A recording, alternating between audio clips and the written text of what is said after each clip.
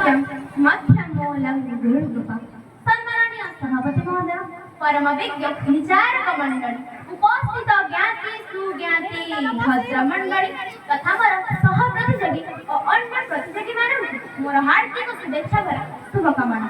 मो दीप्तिमयी आसिछि सरकारी उच्च प्राथमिक विद्यालय खंडदेवळ आज आलोच्य प्रसंग हेउछि कृत्रिम बुद्धिमत्ता शिक्षण साधारण शिक्षकଙ୍କ भूमिका नहीं पारिबे आज वितर्क मु एहार विपक्षर मत व्यक्त करबा जहार नाम रे कृत्रिमता रही से वास्तविक शिक्षादान शिक्षकଙ୍କ भूमिका नहीं पारिबो सामग्रिक भाव शिशुर शारीरिक मानसिक नैतिक और आध्यात्मिक विकास आम शिक्षा बोली कही तेज जंत्र कदापि शिशुर मानविक मूल्यबोध हृदयंगम कर तार सर्वांगीन विकास सहायक हो पारिबनी जड़े शिक्षक केवल पाठ पढ़ाती ना से शिशुर आवेग को बुझाती जहाँ केवल गोटे जंत्र संभव नुहे तेणु कथा कहुच्छे मानवीय गुण एआई देहरे केउठु रही कुह मनीष भाई जंत्र सब खंजी गढ़ी पराता देह किसी विपक्ष मंतव्य रखा पूर्व एआई संपर्क में किसी समय उदाहरण देउछि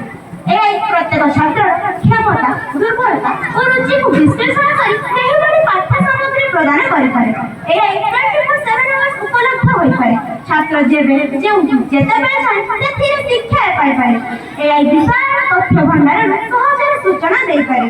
समस्त ज्ञान एआई एक सेकेंड रे दे पारे ग्रामीण किंबा स्थानांतरित स्कूल जेउठी शिक्षक नाहांती सेठारे एआई शिक्षकଙ୍କ विकल्प होई परिबो एहा बहुत दक्षतापूर्ण सुना जाउछि कोन एहा ठीक एआई एक शक्तिशाली उपकरण एवं एहा हम दुनिया अविश्वसनीय गति किंतु कथारे कोन मिसाल फेरार गुणन भरण जीवन गणित नुहे जीवन गणित संपर्क भितर नीति समाधान भूल एआई संपर्क किछि विपक्ष वक्तव्य रखिबाक अछि प्रथम एआई ठारे मानवीय स्पर्शर अभाव शिक्षा केवल विषय ज्ञान नुहे नीति आदर्श मूल्यबोध और सामाजिक संबंध गढ़िबा एआई द्वितीय भावनामूलक जगजगाण यदि एआई पर अधिक निर्भर करा जाए तेरे सामाजिकता और स्वतंत्र चिंतन फेरी होइजिबो सेथिपाई तो कुहा जाए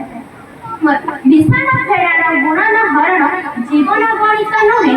जीवन गणित संपर्क भीतर नीति समाधान हो मोर विपक्ष सहपाठी माने एबे चिंता पड़ जाइथिबे कि कोन एआई 24/7 आवर्स उपलब्ध शिक्षकଙ୍କ भଳି मानवीय संवेदना सहानुभूति प्रेरणा कोन छात्र छात्री को देई परिबो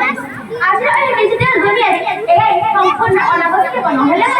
शिक्षकଙ୍କ भूमिका नेबा युक्तियुक्त मध्यम हां एहा शिक्षकଙ୍କୁ विभिन्न उपाय साहाय्य करिबार शक्तिशाली उपकरण किंतु शिक्षकଙ୍କ भଳି मानवीय संवेदना और मार्गदर्शन भाव कार्य संपादित करिसंती जहार भूमिका अपरिवर्तन शेषରେ ମୁଁ ଏତିକି କହିବାକୁ ଚାହୁଁଛି ଏଆଇ ଶିକ୍ଷାକୁ ମଡେଲ ଆଟ୍ରାକ୍ଟିଭ କରିପାରିବ କିନ୍ତୁ ଶିକ୍ଷକଙ୍କ ଭଳି ମାନବୀୟ ସମ୍ବେଦନା ସହାନୁଭୂତି ପ୍ରେରଣା କେବେ ଦେଇପାରିବ ନାହିଁ କିନ୍ତୁ ମୋ ମତରେ ଫୁଲ ଯେତେ ବି ସୁନ୍ଦର ହେଉନା କାହିଁକି ପ୍ରଶଂସା ଆଣିଦିଏ ସୁଗନ୍ଧ ଫୁଲ ଯେତେ ବି ସୁନ୍ଦର ହେଉନା କାହିଁକି ପ୍ରଶଂସା ଆଣିଦିଏ ସୁଗନ୍ଧ ଏଆଇ ଯେତେ ନୂତନ ଧାରଣା ଦେଉନା କାହିଁକି ଶିକ୍ଷାର ଚେତନା ଭରିଦିଏ ଶିକ୍ଷା ଏତିକି କହି ମୁଁ ମୋର ବକ୍ତବ୍ୟ ଶେଷ କରୁଛି ଧନ୍ୟବାଦ।